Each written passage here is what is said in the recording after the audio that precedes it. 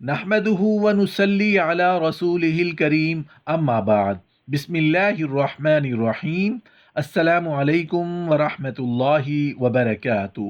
عورتوں کا پتلون پہننا کیسا ہے؟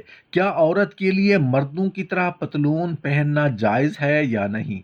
عورت کے اپنے بال کاٹنے کا کیا حکم ہے؟ نیز عورت کے لیے آئی برو کے بال کاٹنے کا کیا حکم ہے؟ جو لڑکیاں آئی برو بنواتی ہیں، اللہ ایسی لڑکیوں اور عورتوں کے لیے کیا حکم فرماتے ہیں؟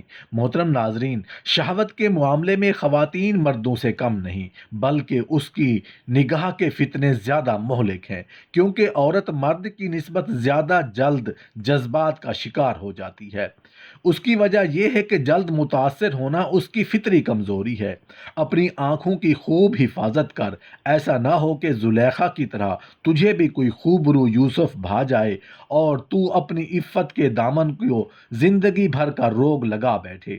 عورت کے اپنے بال کاٹنے کا کیا حکم ہے؟ نیز عورت کے لیے آئی برو کے بال کاٹنے کا کیا حکم ہے؟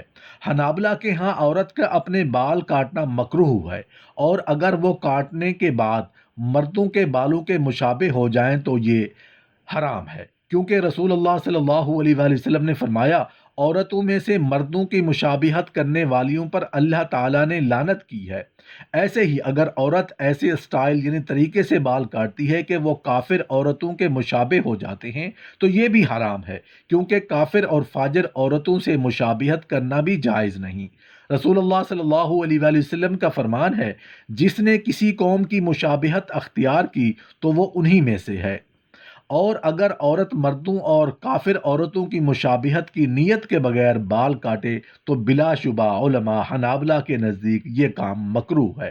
رہا عورت کے آبرو کے بال کاٹنا تو یہ حرام ہے، کیونکہ رسول اللہ صلی اللہ علیہ وآلہ وسلم نے بال اکھاڑنے اور اکھڑوانے والی پر لعنت فرمائی ہے، اور چہرے کے بال اکھاڑنا، ہاں عورت کے لیے ایک حالت میں بال اکھاڑنا اور صاف کرنا جائز ہے، وہ یہ کہ اگر اس کی مونچھیں یا داڑھی جاگ پڑے تو ان کو صاف کرنے میں کوئی حرج نہیں۔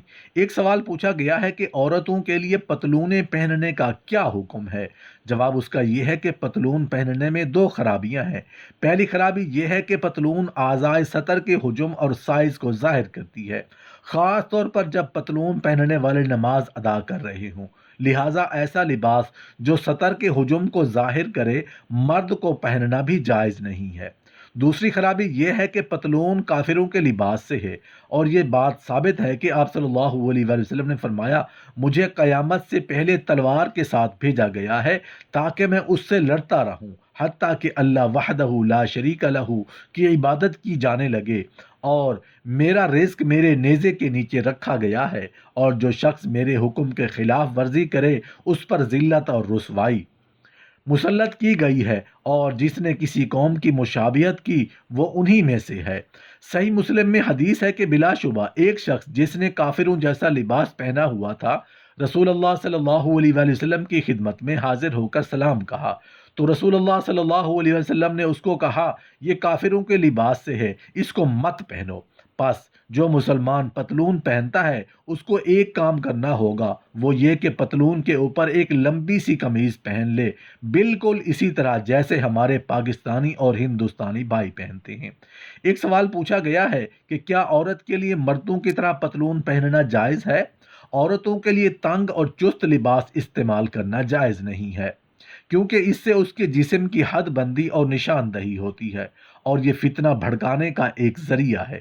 اکثر پتلون تنگ اور اعضائے بدن کے حجم اور سائز کو ظاہر کرتی ہے، نیز عورت کے پتلون پہننے سے اس کی مردوں سے مشابہت ہوتی ہے، اور رسول اللہ صلی اللہ علیہ وسلم نے مردوں سے مشابہت کرنے والی عورتوں پر لعنت فرمائی ہے۔